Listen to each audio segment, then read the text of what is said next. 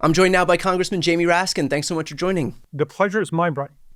So we have seen numerous efforts by Elon Musk to try and kind of circumvent the law and tell the courts and tell the government two different things. That effort has kind of backfired at this point. Can you explain the move that you just made? Well, they were trying to squeeze out of any kind of responsibility or accountability by saying that they just reported directly to the president, and they weren't actually a federal agency. Um, but they were a federal entity. The courts ruled that they were indeed a federal agency because they read their own statements and professions that they had all kinds of power over the budget to be targeting different entities and so on. So in any event, we've got district court rulings now that they are a federal agency. Well, one of the implications of being a federal agency is you're subject to FOIA.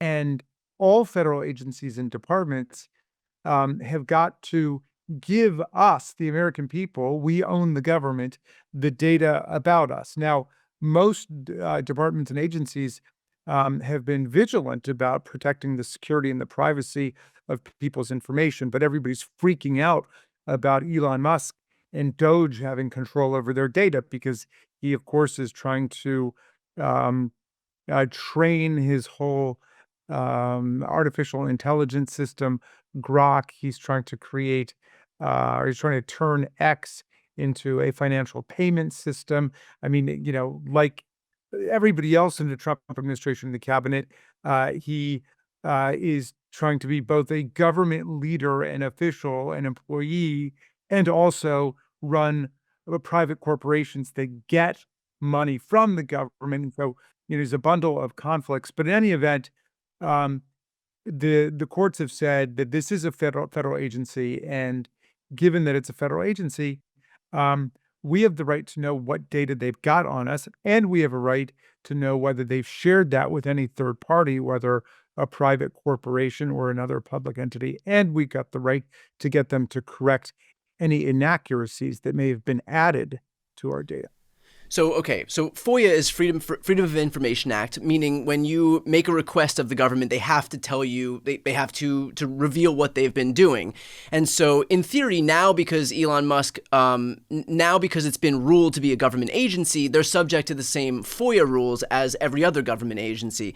And so my question here becomes, how do we know that they're going to comply with these requests and that they're going to comply accurately? Because even within, I don't know how much we can trust DOGE itself to be the ones to police whether DOGE is accurately complying with the request that the government is making of it. Well, and you're totally right. As far as I can tell from the DOGE website, they don't even have a FOIA unit as part of their operation. I mean, Well, and the website itself shows is rife with inaccuracies. I mean, the whole point of DOGE is to eliminate waste, fraud, and abuse. They have $8 million. They have $8 million cuts that are being billed as $8 billion cuts. They have things that were cut during the Biden administration or even before the Biden administration, being presented as if it's happening right now. And so, just to your point, I mean, the DOGE itself is not exactly some trustworthy arbiter of what they're doing here.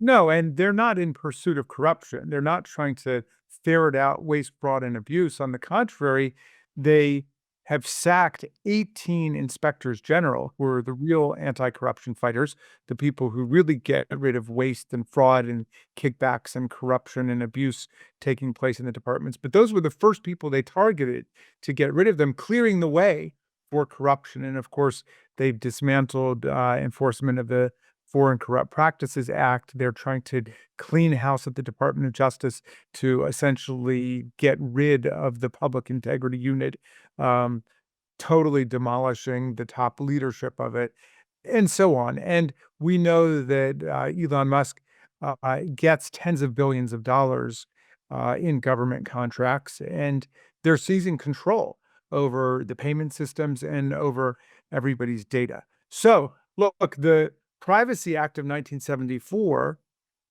established that we all have control over our own data. I mean, that's really one of the critical differences between living in a democracy and living in a dictatorship. The government and the state doesn't own the data. in us. We get to possess our own information. And so they got to turn it over. Now, DOGE doesn't seem to have an apparatus for doing that. But here's the thing, and Elon Musk is going to have to learn this quickly. Taking governmental office and power um, involves not just benefits of being able to control the action, but burdens too. There are responsibilities that go along with that. So pretending to be a government leader means you've got to live up to the law. And so I sent in my Privacy Act FOIA request yesterday. I'm hoping to hear back shortly, but I don't have any right that 340 million other Americans don't have. I mean, I don't know that, um, the Proud Boys and Oath Keepers are necessarily going to be sending in their requests and other people who support the billionaire cabinet. But everywhere I go, people are asking, what's the story with our data? Is it safe there? And so we deserve an accounting. And so do you have confidence that the information that we do get back from DOGE, if we get information back from DOGE, I know that you mentioned that there's no apparatus to do that right now, but presumably if they want to remain in compliance with the law, they'll have to figure that out, that the information we do get back from DOGE is going to be accurate. If they say, for example, that they don't have private sensitive data from Americans, if they don't have Social Security information or tax information, whatever it may be, that if they say that's trustworthy. Well, it's a very serious thing for them to misrepresent the status of the data that we've got. But look, I'm going into it with good faith and with the hope that they are going to comply with the law promptly, as they must under FOIA. It's generally a 30-day period that they got, depending on what it is you're looking for. They've got to get back to us. And that is a for real obligation on their part. And there are opportunities for people to bring a legal action to compel production of the information if they don't produce it. And there are attorneys' fees and other kinds of financial penalties that go along with the government not complying with this critical law for government accountability. To that point, and you had alluded to this before, the fact that Elon is really there to bolster his private businesses.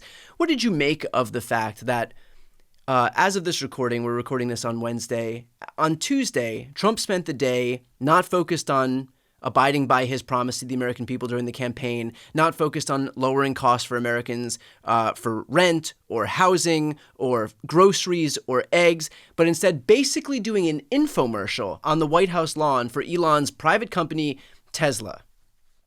Well, here's the thing that really freaked me out about that. Back, if you can remember, to the days before Donald Trump, no president ever would have had a commercial extravaganza auto showroom on the front lawn of the White House. Everybody would understand that that violates all the rules of ethics and the basic precept also codified into law that you can't use public property like that for the purposes of private money making. And yet we're dealing with such massive structural corruption and lawlessness that people even barely remarked upon the oddity of having this infomercial take place on the front lawn of the White House. But you can view it as at least emblematic of the far deeper structural corruption that's going on. And of course, like that's the essential relationship between Elon Musk and Donald Trump. Elon Musk has put hundreds of millions of dollars into Trump's political election campaign in 2024. Trump has given him basically carte blanche over the federal government, over access to our information, over the computer systems, and to put him in a position to be looking at all of the information related to his rivals, related to his own government, contracts related to other countries. It's a very dangerous situation. And it gets even more serious when you look at what Elon Musk and his compatriots like Peter Thiel and Curtis Yarvin believe in. I mean, these are people who believe that democracy is defunct. They believe we live in a post-constitutional world. They don't believe in our Constitution, and they envision the rise of an autocratic techno state where the people who are the CEOs of the major corporations will choose the CEO of the government. Curtis Yarvin told the New York Times about a month ago that the American people have to get over their fear of dictatorship and dictators. He said that the CEOs of the major corporations are just dictators, and we need a dictator to make the government work for them. And that's their vision of where we're going. And by the way, the reason why they want to pull the plug on Ukraine and give all power to Vladimir Putin to take over Europe, if that's what he wants, and Xi in China, and of course, Elon Musk is deeply implicated with the Chinese government, and half of all of his business investments are in China, is because they also view an autocratic new state arising in North America. That's why they keep talking about Canada and Greenland and Panama. They want a fundamental regime change. They don't believe in the United States of America and our Constitution as the rest of us conceive of it. Well, there are going to be people who say, who kind of cast off the idea that Donald Trump is being serious about his efforts to annex Canada as the 51st state. There are going to be people who cast off what he says as just this, errant synapses fire in Trump's brain, and so he acts on them until something else garners his attention, and really he's just trying to own the news cycle. What do you say about this? Because this is a situation where now the rubber's met the road, and we have tariffs that have been imposed. We have a trade war that's broken out. We have a stock market that is collapsing and entered correction territory. We have a broader economy that's right now on the verge of recession. And he still is parroting, not just from the campaign trail, but from the White House briefing room and from his interviews, this idea that the only way to alleviate any of this is to move forward with this insane, lunatic idea that Canada has to relinquish its sovereignty and become the 51st state. And so what do you make of this? Because, again, there will be these competing factions of folks who say, this is just something Trump says, versus the fact that, we are seeing market value erased by the trillions in the market right now, and the only steadfast principle that he's holding on to is this idea that he wants to annex Canada. Well, I'm sure it makes Vladimir Putin very happy because all of these completely bizarre overtures towards Canada and threats against Canada and trade war moves against Canada, one of our greatest allies in the world that have been with us, every step of the way through World War II and everything else, all of that ends up justifying, either deliberately or inadvertently. I would tend to think deliberately, but either way, it ends up justifying Putin's moves against Ukraine and his bloodthirsty imperialist invasion of Ukraine and his contention that Ukraine does not exist as an independent sovereign country and his attempts to take it over. This is a basically imperialist notion, and it's a rejection of everything that we fought for in World War II. When we got out of World War II, the whole world settled on the proposition that nations could not invade other nations, and that people have sovereignty in their own countries, and we needed to organize ourselves around the principles of international law and human rights. And they have thrown all of that into a complete quagmire by validating the Russian invasion of Ukraine, by inviting China to regard Hong Kong and Taiwan and Tibet as their property. And now by having the United States of America make these hostile takeover maneuvers towards Canada and Greenland and Panama. I mean, again, it's been quasi-normalized, but 10 years ago, people would have thought you were absolutely a raving lunatic if you said that the United States was going to try to take over Canada and turn it into a state. Yeah, I still think we have plenty of people in this country who think you're a raving lunatic if you're saying that we should take over Canada from the United States. Finally, I should say, however, that if Canada were to choose to do that, we would probably add around 40 progressive Democrats to the House and I 2 know. progressive senators. It would do a lot for us. I don't know what it would do for them. Yeah. First of all, yeah, it's like it's shoving them into a family that they probably the crazy family. But yeah, I mean, this is a country that has become accustomed to universal health care, gun control, and environmental protection. So I'm not exactly sure the political benefit for the Republicans. But look, if Canada wants to take one for the team, we're happy to have you.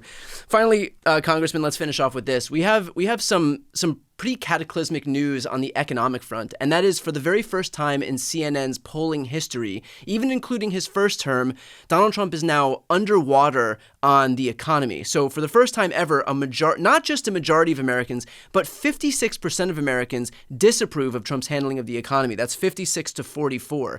The closest he ever was to those numbers was back in 2017, December of 2017. He got to 49%. So this is a pretty massive swing, obviously, in response to the war he's waged on our own economy by virtue of these tariffs and the trade war and watching the stock market crumble. So can I have your response to this swing among the majority of Americans with regard to how Trump is handling the economy?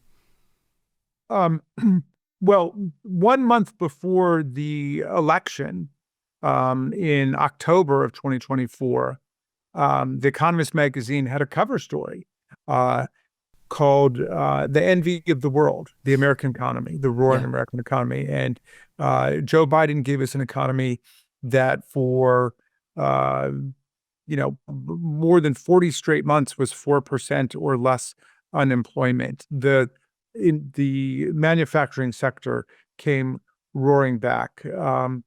The record stock market, everything, you name it, the envy of the world, said The Economist magazine. And now Donald Trump is in the process of crashing it, and everybody can see it.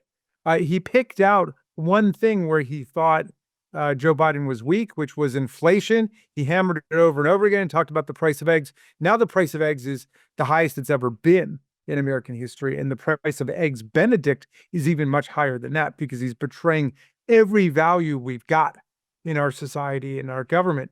So I think it was always fraudulent that Donald Trump was some kind of great businessman or great economist, but they did a hell of a sell job on that, and all of it is PR. But it's a house of cards that's come crashing down, and everybody understands that there's nothing there now. And this is just within the first 2 months of his administration. We got to get through 4 years of this. He has turned our closest allies in the world into enemies. He's turned our worst enemies in the world into his personal friends and bosom buddies. He's crashed the stock market.